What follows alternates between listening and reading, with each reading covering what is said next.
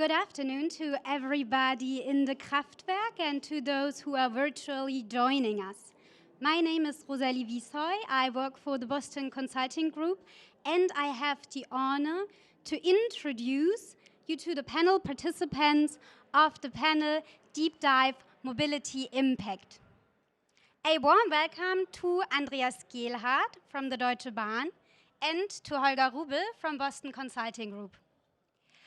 Andreas Gehlhaar is Head of Sustainability and Environment at DeutscheBahn. He has been Head of Environment since 2016, and he was nominated Head of the newly found Sustainability and Environment Department at DeutscheBahn in January. Since 2017, he has been holding the position of Noise Control Officer for the group as well. Dear Andreas, it is great to have you here at GREENTECH Festival. Let me introduce you to Dr. Holger Rubel. Dr. Holger Rubel is in charge of BCG's worldwide green energy sector and has been leading the global sustainability initiative at BCG for more than 10 years. He is a core member of the energy and technology practices and leads the circular economy topic within BCG. In his role, he also oversees and coordinates the topic for solar energy, wind energy, energy storage, and biomass and biofuels. A warm welcome to you as well. The topic of mobility impact has different layers. In a first presentation, Andreas Gehlhaar will expand on how DeutscheBahn is reacting to the consequences of climate change and what efforts the company undergoes to provide sustainable mobility. Mr. Rubel will then focalize on the topic of impact from a company-centered basis and elaborate on how companies themselves must become more sustainable in their processes in order to generate an overall impact for sustainability. After the panel, you, the audience here in the Kraftwerk, have the possibility to ask questions, and also to those who are joining online, there is a chat room where you can post your questions. So then let's start, and dear Andreas Gehlhaar, the stage is yours. Yeah, Rosalie, thank you very much for your warm introduction. The GreenTech Festival is the exhibition for green technology solutions, and so that's the place to be. It's the place where you have to be right now to forge new alliances, to build new partnerships, to discuss innovative ways to achieve our common goal to become climate neutral mobility sector, and that's what I'm talking about right now. The driving force for us at DeutscheBahn is that we want to take our share of the responsibility to leave our kids and our grandchildren a planet behind that is as lovely, as wonderful, as great as the one that has been handed down to us by our parents, and that's an enormous task, because the consequences of climate change are already a tangible reality for all of us. I just want to mention just some points. We see social protests around the world. Damage to the economy is already done. The living conditions on a lot of places have worsened. Biodiversity is in a fatal state. Just within my lifetime, around 70% of all the species have been lost. Extreme weather conditions like hotter summers, heavier storms, unprecedented downpours are more or less a reality for us as a company and for our passengers. And last point, the forest fires, we just have to look at what's going on in the US States now. You see that we have to act now, and we can't delegate this responsibility to another generation. That's our task to tackle and to stop this development. And to do so, we at DeutscheBahn have adopted a new company strategy last summer, which contains 3 4s: for the climate, for people, and for the economy. And I may add, this sequence didn't happen accidentally. There was the final result of a very intense, very fruitful debate within my company. And to achieve this goal, we see two sides of the medal. One side is that in order to achieve the climate protection goals, we have to shift a massive number of the way we transport people and goods from the street, from the air, to the climate-friendly railway system. That means we have to build an infrastructure. We have to create new, attractive mobility solutions as a demand, as a service. That's one point. The other is we have to do this in a green way as well. And for achieving this, we are undergoing a green transformation at DeutscheBahn right now, which is a holistic approach. It tackles, of course, climate protection. I mean, that's key. Everybody knows this. But it's also about nature conservation, biodiversity. I just gave you some figures how the situation is. It's about resource protection. There's no planet B, it's just one planet, and we have to be careful in the use of the resources, the limited resources on this planet. It's about noise reduction.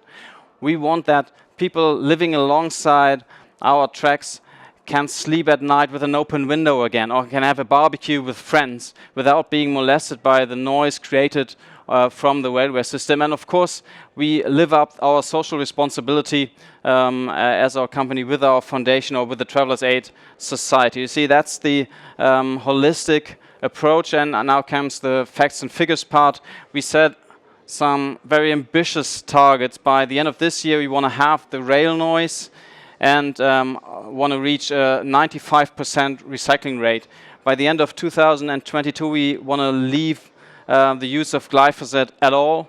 By the end of this decade, we want to have reduced our specific CO2 emissions by half, and by 2018, that's just 18 years from now, we're going to use 100% renewables in our traction current, and by 2050, going to be climate neutral. And those targets are not just written on a paper, they're reality, and they're part of what we are doing each and every day. We've already reduced our specific CO2 emissions by some 35%. We have 60% renewable energy in our traction current, 60% right now. 33 stations are powered by 100% renewable energy within the 15 largest stations by numbers of passengers. So maybe the next time when you enter Berlin main station or Hamburg main station, you maybe remember this station is run by 100% renewables. All our long distance trains are run and operated by 100% renewables, and over 90% of our freight cars are already equipped with so-called whisper brakes. So I come to the end. We have an impact for the climate, for people, and for the economy. So for the climate, it's going to be we are key for decarbonization of mobility. We are developing with our partners climate-friendly drive systems and biofuels. For the people, of course, we are linking rural regions to bigger cities to ensure freedom of movement and to integrate society. And for the economy, we all know that Corona set aside for a second, people have to commute from their homes to their working places, and that's only possible if you have a very stable mass transport system, which we are providing. And last point, we're going to raise the modal share of freight transport up to 25%, so to live up our responsibility in the climate protection goal as well. So I come to the end and the point that I just mentioned in the beginning. Our responsibility and the driving force for us at DeutscheBahn is to live up and to create a green, a sustainable mobility company which lets our kids and our grandchildren live in a planet that is as wonderful as we see it today. Thank you very much, and I'm really looking forward for you, Holger, now, and then afterwards for your questions. Thank you very much.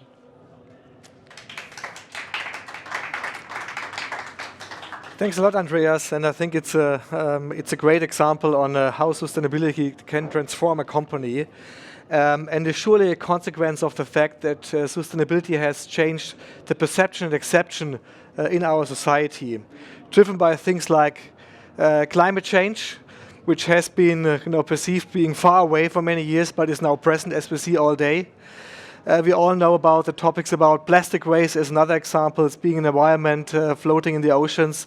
Those are drivers that change the acceptance in our society. And I think the term doing well by doing good is something that is here to stay for the next years. It will change our behavior as consumers, and it will change the way how companies will need to act, provide transparency to the outside, and of course also how investors will look onto how companies act and provide sustainable solutions for their customers, develop new business models for their customers, and drive competitive advantage. Let me probably move into a definition of sustainability, because the word is used in many contexts, and I think the most common way on how to define sustainability is shown here. It's based on 3 pillars: environmental, social, and governance. I think the environmental part is the one that is most commonly known and perceived as sustainability, and it's probably the one that drives impact most on a first glance, as we all know, by saving energy. You mentioned renewable energy as a source of electricity, but also the other pillars are becoming more and more important, and in particular the second pillar, social, in COVID times plays an important role for us as a society, for companies, health and safety, how we treat our employees, how we support them in those difficult times, but also as globally acting companies on how to manage human rights in our supply chains, becoming more and more of an important element. And last but not least, the governance topic is becoming important. The way how companies manage internally sustainability, how it's governed, how it's being measured and driven, and make it also a sustainable element within the company. To provide you a little bit of some deep dives and elements along the 3 pillars, I think on the environmental part, as mentioned, climate change is one important element, but also circular economy becoming a very important driver for all companies that are dealing with resources, knowing that we can't continue like that in the way how we use resources. We have doubled resource consumption over the past 30 years. If you continue to do like that, it will happen again in the next 20 years, and resources are just limited on our planet, so we have to do something on that. I touched a couple of topics throughout social impact, human rights becoming a very important element we shouldn't underestimate. Many industries taking it serious. If you look in the textile industry, for example, industry very exposed to human rights, child work and things like that, we have to really take care that this is not going to happen, that we have to provide as developed countries also the conditions for those countries to earn the money they deserve, and that we pay the money for the products that is really appropriate for that. But also a couple of horizontal elements important if we look into sustainability as a strategy for companies. It's about engaging with stakeholders, walking the talk, or talking the walk that you do. But also I think an important element, and this leads me over to my next topic, is that sustainability is not in contradiction to the company performance. Yeah? For me, it is an enabler for the company performance. And it's also something that has changed over many years. Over the past 10-15 years, when I was advising companies around sustainability, it was almost 5 years back, it was still a different topic. Sustainability was a cost issue in the P&L. Companies that were able to afford to spend money for social impact, they just do it, but this was it. But this has changed dramatically over the past years. Both society but also investors expect sustainability not just being a cost position, but sustainability to be a driver of competitive advantage. Yeah? And it is very clear that this can happen, that sustainability can give you a sustainable advantage in the future. And to give you a bit of an overview how the things work together is, of course, many elements that drive company success, of course, but we can show that companies that perform very well in sustainability can achieve a valuation premium in the market. It's a very strong correlation, which is true across all sectors we see, transportation, but also other sectors. And of course, many of those dimensions pay into getting a higher valuation. Of course, getting better employees, more motivated employees, because many employees are interested about the company engagement in sustainability. It is about engagement in new business models that can drive also new revenue streams for you. It can be a cost position. If you can manage better energy efficiency, you can save operational costs out of that. It's also about anticipating risks being associated by sustainability. Regulatory risks can be tax risks and other elements. So if you're prepared for doing that, you can manage your business in a more stable way. Can give you better access to capital, lower financing costs, and of course, investor will take it as a core element of decision making. Those all drive in the end the valuation, the performance of companies. So in summarizing my part, I want to emphasize that sustainability should be an integral part of each company strategy. And it's also clear that it's a journey. You can't change a company from one day to another. You have to go step by step. Take the low-hanging fruits first, but also don't forget to take the more advanced challenges in order to transform the company. And then I think we as a society, but also companies, can move into I would say, more sustainable mode going forward. Andreas, let me probably start the discussion with one question and coming back to your company about mobility. So what role do you think can public transport have, and companies like DeutscheBahn, in driving sustainability for us as a society? Yeah, thank you, Holger. That's a good question, and actually an easy one for us. I mean, DeutscheBahn is the largest mobility provider in Germany, so of course we understand ourselves as a leader in the mobility sector. That means we are trying to anticipate new trends. We are driving technologies developments forward. We want to be a role model for other companies. And for example, we just implemented the Yoki shuttle in the Hamburg transport system, where you can use a shuttle service without fixed time schedule, without fixed route. You just call them, and in some regions of Hamburg, you got a door-to-door mobility with that. So that gives an example how mobility in the future can work out. That's very interesting, and in many discussions I have with my clients, often there comes an excuse like, look, if a regulator would provide better boundary conditions, it would be much easier for us to act more sustainable. What do you think from a mobility and transportation point of view? Is there anything a regulator can do in order to even accelerate the transformation towards a more sustainable infrastructure in transportation? Yes and no. Of course, regulation can foster development and can be helpful, of course.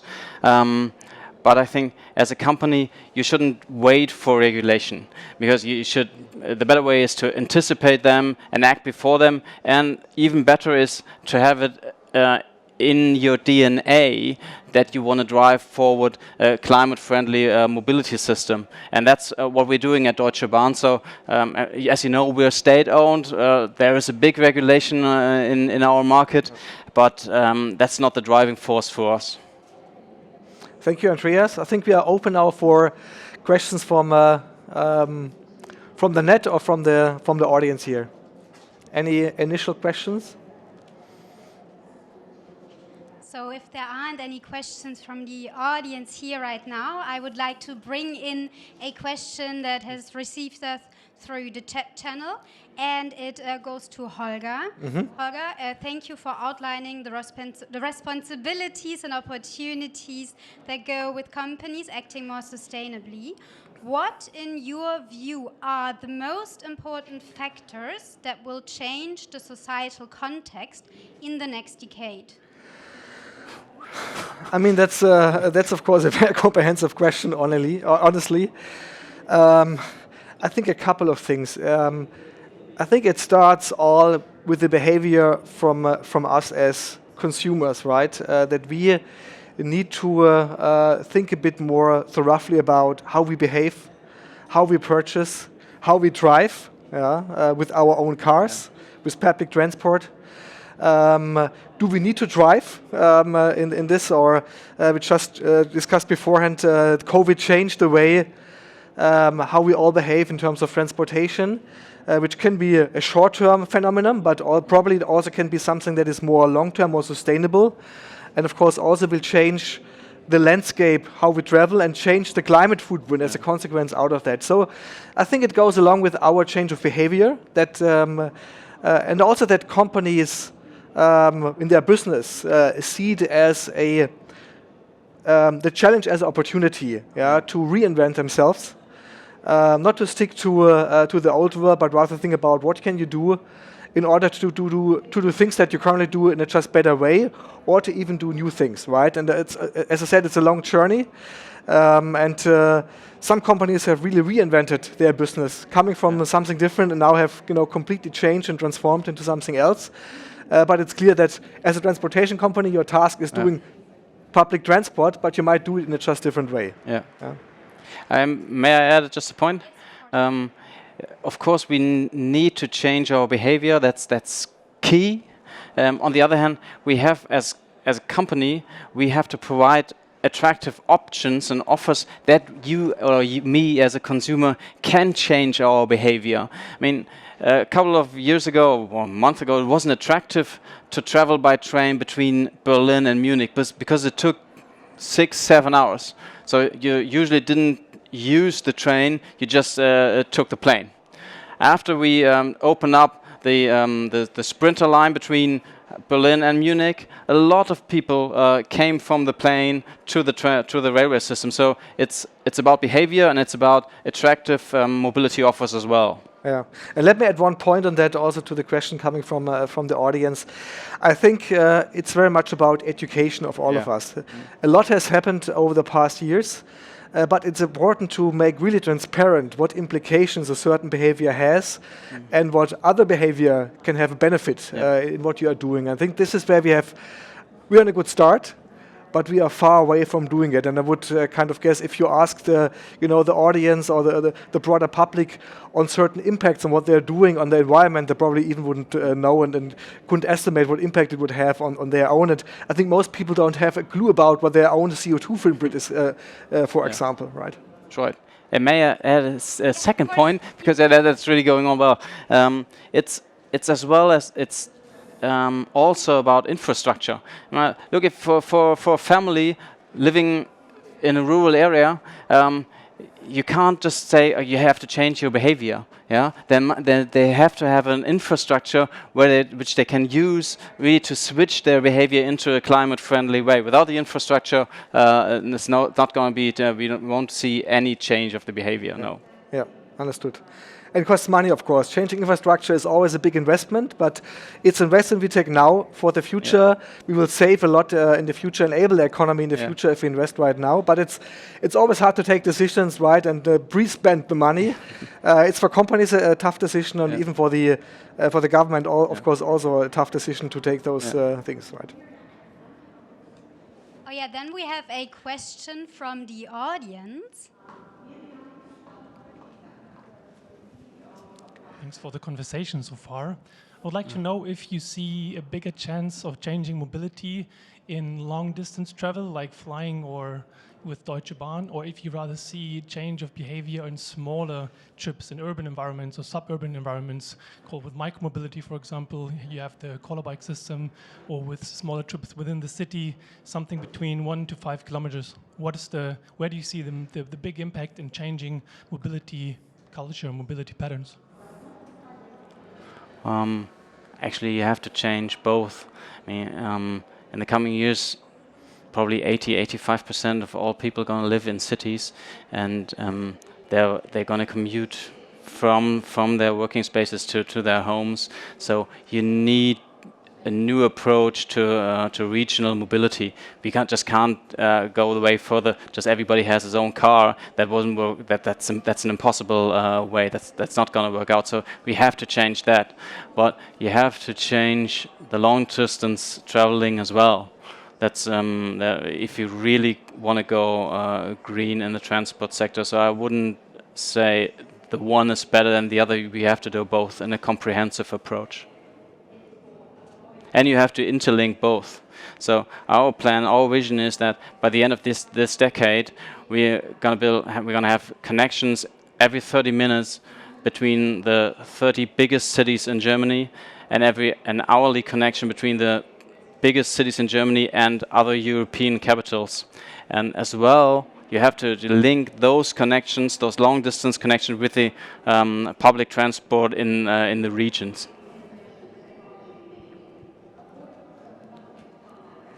Okay, thank you. Then if there are no further questions from the audience, I might ask a final question that goes to both to you. It was originally addressed to you, Andreas.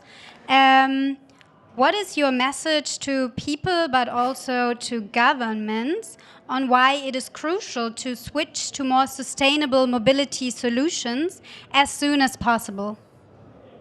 Me? Okay. As you know, I worked for nearly a decade in the Chancellery, so that I can say I think the message is already understood. And if you see the speech that Ursula von der Leyen has just given this week, the message is clear, it's crystal clear. But anyway, I'd say look at your kids, look at your grandchildren, and take up your responsibility that they live in a planet that is wonderful, and that they're going to be proud of what we changed and how we changed the mobility sector. Yes, also from my side, I think as a person by nature who I would consider myself as a heavy traveler, being management consultant, but I also have to say it's about reflecting a bit better. Why do you want to travel? Is it really necessary to do so? Or is it about using modern technology, right? We all got used in the past 6 months in all kinds of video conference techniques. It was a bit bumpy in the beginning, but we are getting used to. And I think it's also about many expectations, to manage expectations from both parties, to a bit more flexible about meeting in person. Meeting in person has a certain advantage and requires, of course, probably at least one of those to travel. But I think we should be a bit more flexible in the way how we do that. And if we only can, reduce it by a factor of 2 from the business side on traveling, we have come a long way. And if we add on top more modern ways of traveling, more sustainable ways of traveling, driven by renewable energies in whatever forms we can do that, I think we can make a great step ahead going forward for our society. So then, thank you very much, Andreas and Holger, for your deep dive insights, for your answers to the questions, for your calls to actions. And I would like to say thank you to the audience here in this room, but also online, and would like to close this deep dive panel now. Thank you. Thank you, Rosalie. Thank you very much.